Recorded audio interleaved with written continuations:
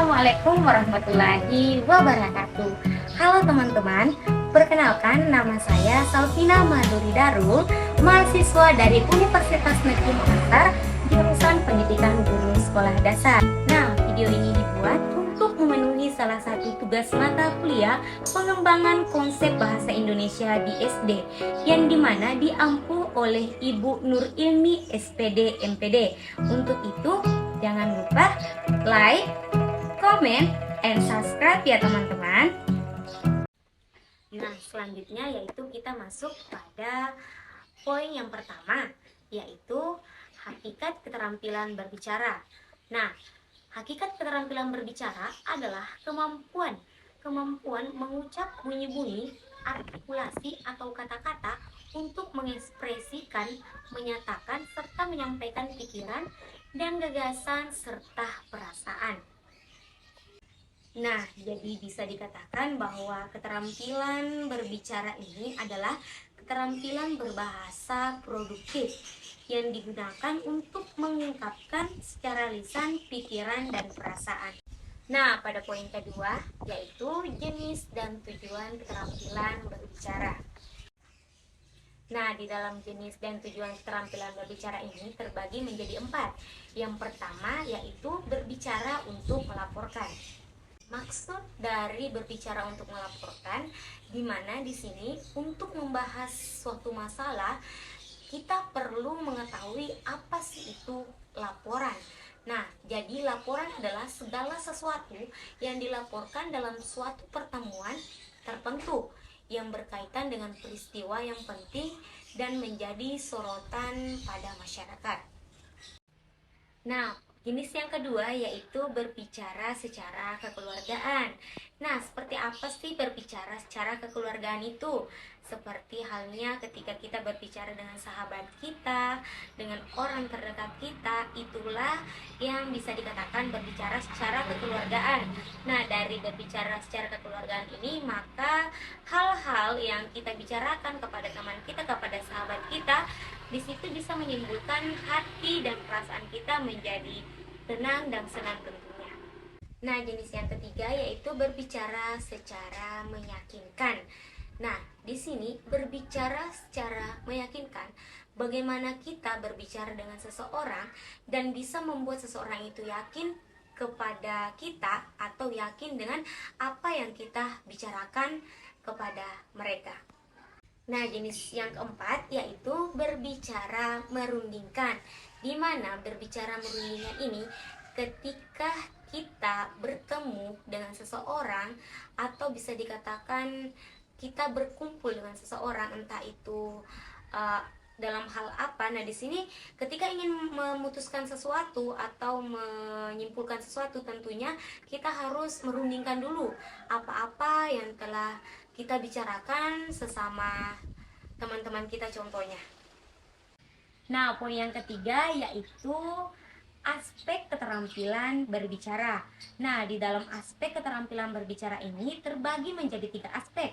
Aspek yang pertama yaitu aspek pengetahuan. Nah, seperti apa sih aspek pengetahuan ini? Nah, di dalam aspek pengetahuan ini, di mana aspek pengetahuan ini menilai kemampuan seseorang terhadap suatu materi. Jadi, di dalam aspek pengetahuan, di mana menilai kemampuan seseorang terhadap suatu materi. Nah, di dalam berbicara itu tentunya kita juga tidak diminta atau kita tidak boleh berbicara hal yang senonoh atau hal-hal yang tidak bisa dicontoh. Nah, apalagi ketika kita berbicara, ketika menyampaikan materi contohnya, itu seseorang tidak boleh asal bicara.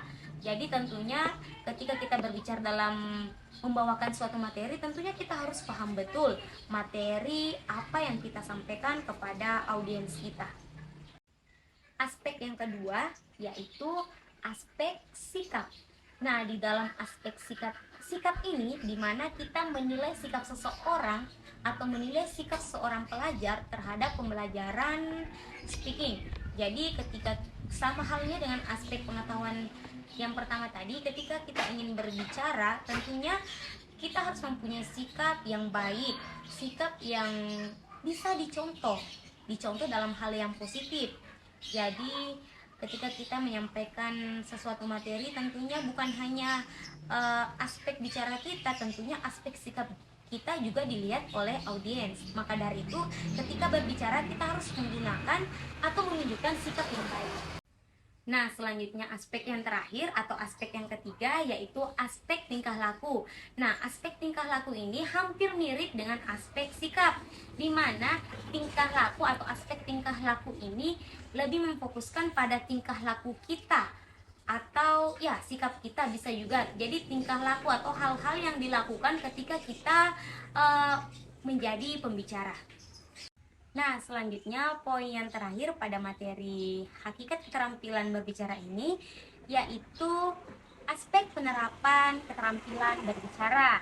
Nah, di mana aspek penerapan tentunya berhubungan dengan contoh. Nah, contoh penerapan aspek keterampilan berbicara ini misalnya pada tingkat sekolah dasar, yakni berbicara memberitahukan, melaporkan, dan menginformasikan, berbicara menghibur, dan berbicara membujuk, mengajak, meyakinkan, atau menggerakkan, seperti itu. Nah, contoh penerapannya itu seperti ketika kita di sekolah dasar, kita bisa mengajak teman kita untuk menerapkan aspek-aspek keterampilan berbicara ini. Nah, seperti mengajaknya berbicara, memberitahukan hal-hal atau informasi, seperti itu. Penutup. Hah? Penutup. Oh, ya. Baik, itulah tadi materi mengenai keterampilan atau hakikat keterampilan berbicara yang sempat saya sampaikan. Dan menurut pengetahuan saya mengenai materi keterampilan atau hakikat keterampilan berbicara. Nah, untuk itu saya pamit undur diri. Semoga materi-materi yang saya jelaskan dapat bermanfaat bagi teman-teman.